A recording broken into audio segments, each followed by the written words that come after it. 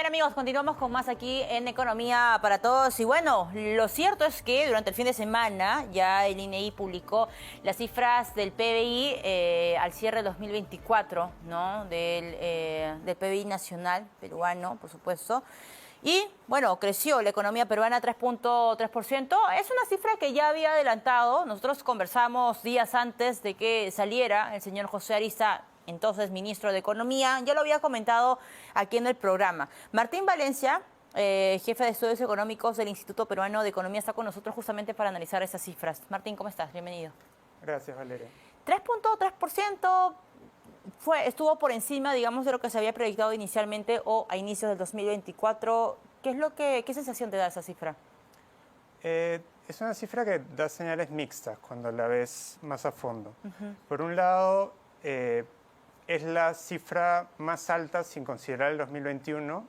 Por el 2021 hubo un rebote, claramente, claro, y se creció 13%.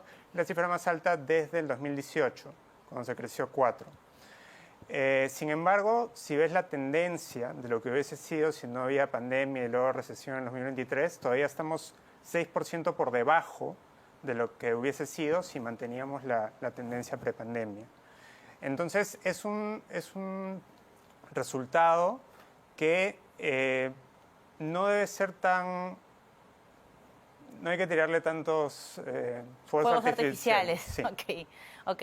Ahora, ¿se pudo haber crecido más que ese 3.3%? Sí, sobre todo es el lado de la inversión privada.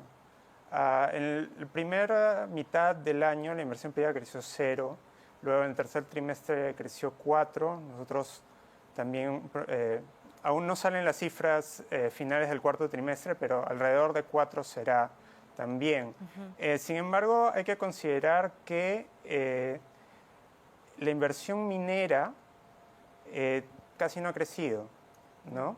Y estamos en un contexto de altos precios de minerales, incluso más altos que el pico anterior del 2011, y que estamos en un contexto de cambio climático. Aún con las medidas de Trump, que no es un poco que cuestiona el cambio climático, igual se requieren los metales que tenemos acá para las energías renovables, para combatir el cambio climático, para hacer esa transición de matriz energética. Entonces, este debería ser un contexto en el cual el Perú debería aprovecharlo, y la inversión privada, tanto la inversión minera, tanto en construcción como en exploración, debería estar yendo a 2 dígitos, ¿no? Y sin embargo, esa es la gran oportunidad que todavía está siendo desaprovechada. Creo que no se ha perdido del todo, todavía estamos a tiempo, pero es por ahí donde se podría crecer aún más. O sea, ese podría ser nuestro caballito de batalla, la inversión minera. Sí, y también podemos considerar que la inversión residencial ha caído todos los trimestres del año. ¿A qué te refieres con inversión residencial? Inversión privada residencial es en viviendas, ¿no? Siendo un país, o por lo menos una ciudad como Lima, donde hay un gran déficit de viviendas. ¿Construir un segundo piso, un tercer piso? ¿Te refieres a eso exactamente? Proyectos inmobiliarios, sobre todo. Ok. Sí. Y viene cayendo por varios años, en parte también por ordenanzas municipales que dan señales mixtas, ¿no? Que a veces interrumpen el trabajo de unas inmobiliarias, pero sobre todo hay que considerar que hay un gran déficit de vivienda, hay una gran cantidad de vivienda informal, ¿no? Que no es la más segura necesariamente. Entonces, cuando digo inversión privada no es algo abstracto, sino está ligado a, como decía, aprovechar esta transición energética, lograr tener mejor vivienda para las personas, ¿no? Son inversiones que llevan una mejor calidad de vida, finalmente. Claro, la pregunta Martín, es, claro, si uno vuelve a hablar con el exministro sobre las cifras justamente del PBI, dirá, bueno, es que he dejado un país encaminado, ¿no? Hemos crecido 3.3%, más de lo que se había proyectado. Tú irías más por el otro lado. O sea, es como, ok, hemos crecido 3.3%, pero por debajo del ritmo, digamos, con el que hubiésemos, la cifra que hubiéramos obtenido, si hubiéramos mantenido el ritmo antes de la pandemia. Sí, otra manera de verlo es que, por ejemplo, algo que ha sorprendido este año ha sido el crecimiento de los sectores vinculados al consumo, como comercio y servicios. Ha crecido más de 3%, cuando el año pasado creció solo 1%. Sin embargo, antes de la pandemia, entre 2015 y 2019, crecían a 3.7%. Y ese periodo, no sé si se recuerda así, pero ese periodo 2015-2019 había un lamento de que estábamos creciendo poco. Entonces, y ahora imagínate, estamos aún por debajo de lo que era antes, ¿no? Ahora, ¿hay espacio perdón, sí. perdón que te interrumpa.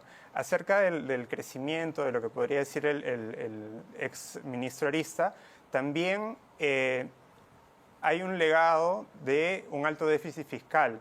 No olvidemos eso. Es muy importante que el déficit está ahora en 3.7%.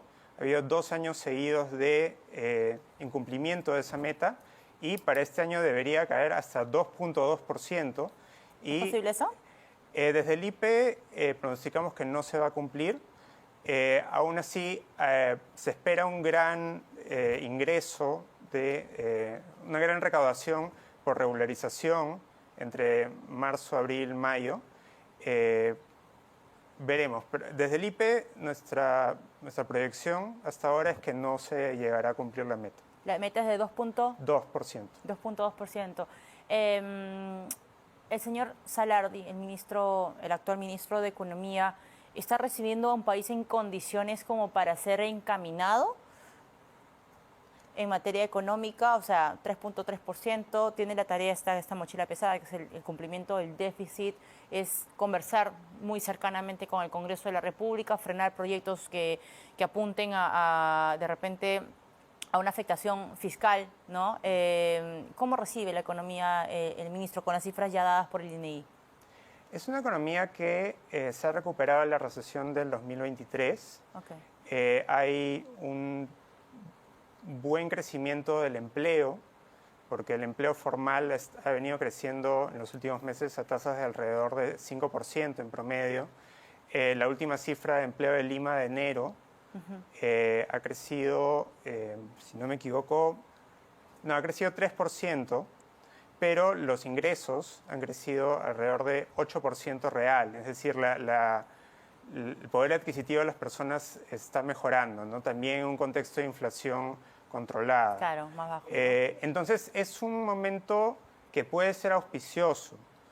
Sin embargo, depende también mucho de las decisiones que se tomen a nivel del Ejecutivo y del Congreso y de esa relación. Por ejemplo, Martín, ¿qué decisiones deberían evitarse? Desde el Legislativo, como mencionaste, menos proyectos que puedan... Gasto, ¿no? Sí, mayor gasto o de lo que se llama gasto tributario, que es mayores exoneraciones tributarias. Okay. De parte del Ejecutivo, algo que no se toca mucho directamente lo que es economía, pero uno de los problemas más grandes que tenemos ahora es la seguridad, mejor dicho, la inseguridad ciudadana. Y eso termina afectando la economía, ¿no? Tienes inversionistas, no solo grandes, sino medianos, pequeños, que no quieren invertir más en sus propios negocios o tienen que cerrar antes. Entonces, eso genera una limitación a un crecimiento futuro. Entonces, en ese sentido, el MEF en los últimos 25 años ha tenido un papel primordial, no solo dentro de lo que es su tema, sino de alguna manera es uno de los ministerios principales, ¿no? Claro. Entonces, son buenas las señales del ministro en el sentido de que se está reuniendo con muchos gremios, stakeholders, y también es una señal de que está tratando de hacer más de lo que podría considerarse estrictamente para su cartera. Muchas veces el MEF se considera solo como Hacienda y no, tiene que ser un Ministerio de Economía que salga a promover inversiones, y parte de ello también es coordinar con otros sectores, por ejemplo en el caso de seguridad, porque eso finalmente afecta las señales que se den a los inversionistas, ¿no? Ahora, el tema, por ejemplo, es un año preelectoral. Sí. Martín, ¿sientes que también podría ser un factor que puede, de alguna manera, resentir la proyección de crecimiento para el 2025?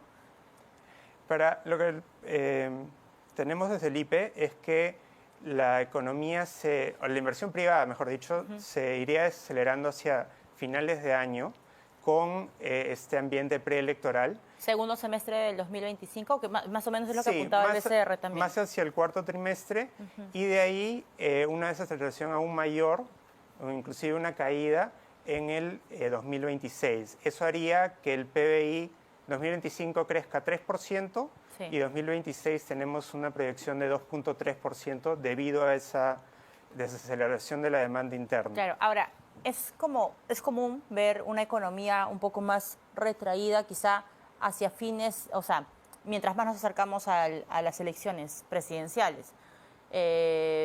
¿Cómo se puede, digamos, tratar de driblear una cosa así? Porque ya tienes este factor que normalmente se suele repetir, ¿no? Pasó con Castillo a la presidencia y meses previos, la segunda vuelta, etcétera.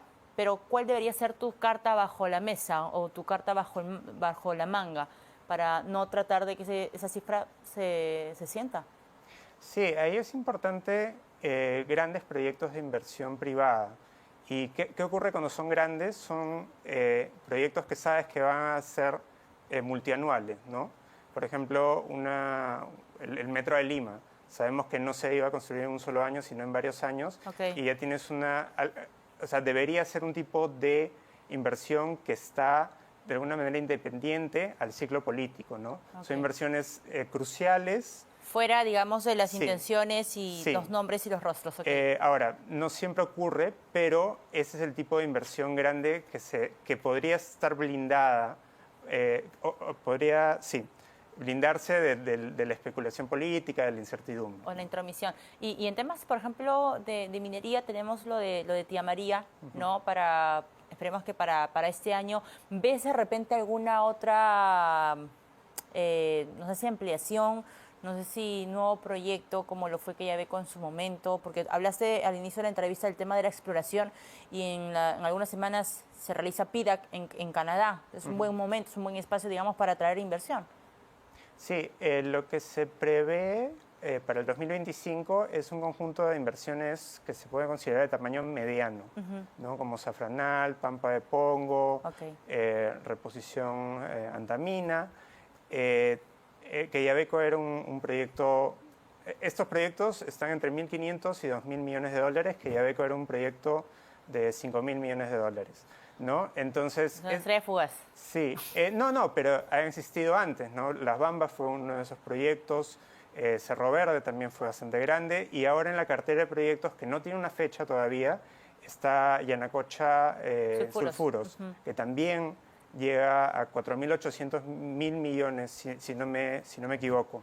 Entonces, no es que no existan ese tipo de proyectos, solo que falta todavía trabajarlos un poco más, y son el tipo de proyectos que si se dan, marcan y son multianuales, y luego tienes una vida de producción muy larga, ¿no? Claro.